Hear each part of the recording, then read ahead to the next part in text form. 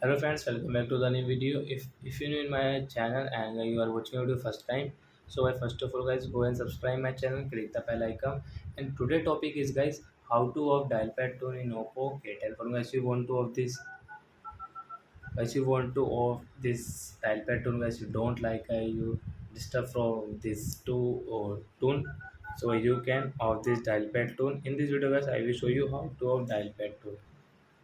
So let's start the video guys. First of all, open your phone setting to off this dial pad tool. Then guys, we will have to click on sound and vibration setting.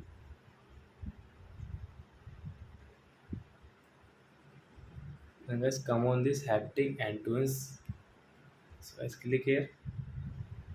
So you can see dial pad. So we will off from here. So as now you can see and you will use your dial pad. So as sound has off. So I think friends you have understood how to off dial pad tone in Oppo K10 phone. So that's it guys. Thanks for watching my video. Now we will meet the next video with new topic. Before guys, please go and like and subscribe my channel. Bye friends.